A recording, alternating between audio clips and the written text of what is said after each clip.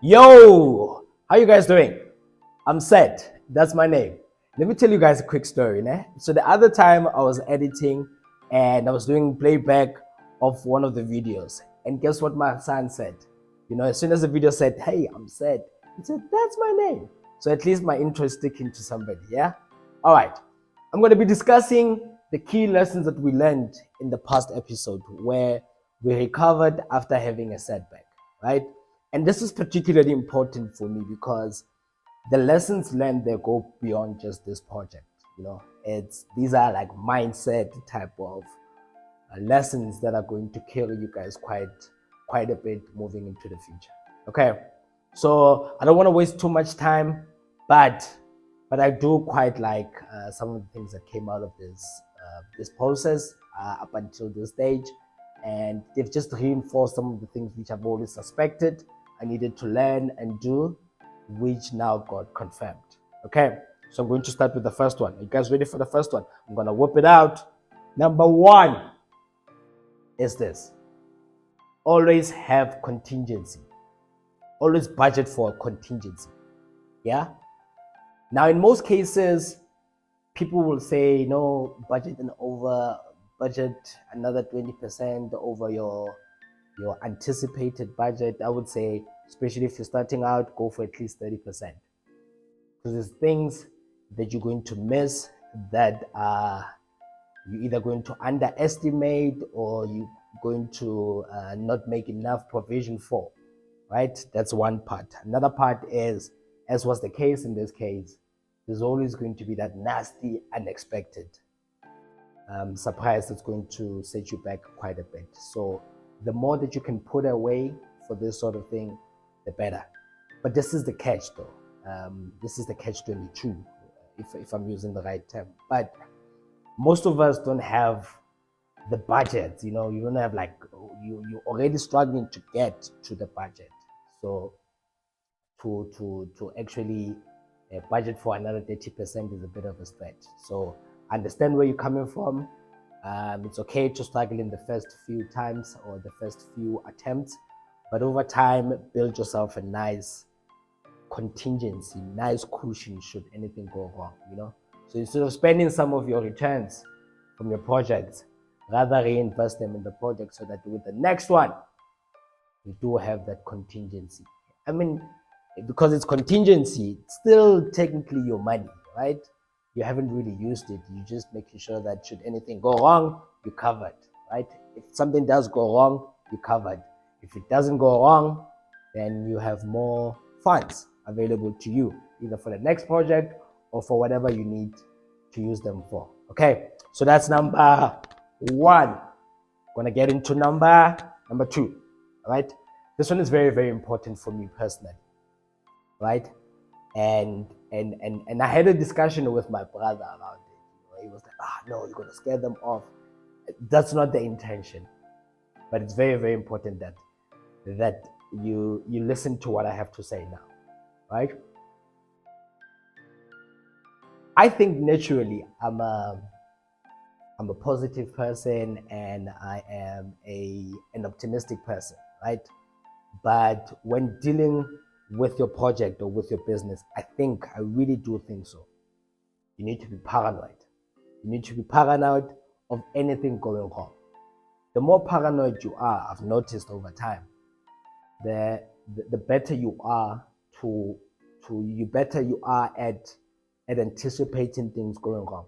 And as a result, there's less things that are likely to go wrong because you start obsessing about the different ways things can go wrong. And because you're obsessing about them, you inevitably come up with mitigation plans to make sure that such things don't happen. This is something, as I've said, I struggle with naturally, but this is something I'm forcing myself over and over and over again to focus more on. The more paranoid you are, in my opinion, either by being paranoid about your competition, being paranoid about things potentially going wrong, the better you are at being able to plan. I hope that makes sense. Drop a comment in the comment section if it doesn't make sense, and I'm happy to provide more context around this. But this is a new concept which I I've been thinking about, and I'm going to adopt quite a bit moving into the future. Okay. All right. Number 3. I love this one. In fact, I almost want to have a tattoo of it, right? It's called the concept which I came across. You know, there's some scientist guy or some thought leader guy that came up with it, and I quite love the notion is this: resilience 2.0, right? So the whole idea around it is, from what I understood in my context, is whenever you have a setback, right, you should be able to recover to your original state of being, you know. So if you had a million, had a setback of 200,000, you should be able to recover back to a million, right? But what I've noticed is this: most setbacks are a blessing in disguise, in a sense that it's almost like a reset of some sort to help you think bigger. And most of us miss that opportunity because we just want to get back to where we were. That's what, hence the word recovery, right? So I'm of the opinion that when you are recovering, you should shoot past your original point.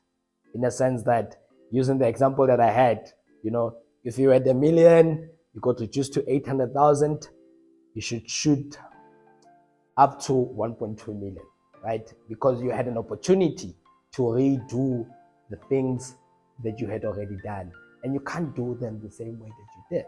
You can't recover to a point where you are. It's an opportunity for you to see clearer, to see more, and to achieve more. You know, a good example around this was the fact that initially in the project, right, we were planning to just do the house and get some funds going over time, and then expand on the outbuilding, which was the garage conversion. We're going to add rooms and whatever, and this was going to happen in a year, maybe 2, right?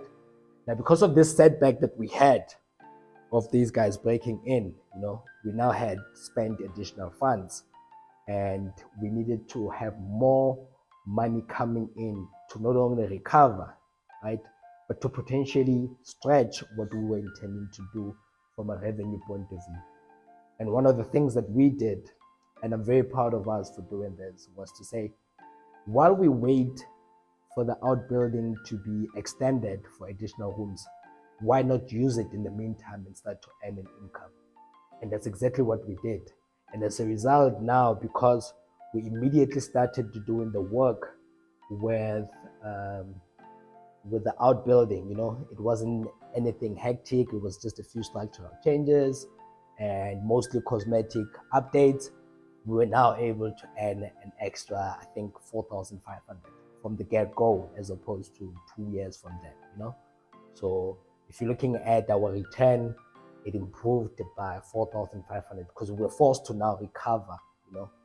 But because we wanted to go beyond just recovering, we at a point now where we're going to be generating a lot more money than what we anticipated, right? And because a lot of the things were already there and in place, you know, we had tiles which we could still use and used in the other room, you know. We still had some paint left and a whole lot of other things that were repurposed or that we used that we would essentially have thrown away. We used immediately, and as a result, we were able to take the property earnings ability to a whole new level. I hope that makes sense. I'm not rambling too much, but I'm quite excited about the lessons which I've learned, you know, because I'm all about, you know, always improved, always become a better version of yourself. Okay, I hope that makes sense, and I hope that you're learning, and I want you guys to drop some emails. I got some positive feedback from some of you guys who were stunned about how the property turned out after the mess that you saw. And yeah, man, let's go. Let's take it to the next level. Okay. All right. Don't forget to like and to subscribe. I think it's here or here. All right. I'll figure that out. Okay. And I'll see you guys in the next episode, which is probably going to be the last episode of the series. Okay. All right. See you guys. Sharp.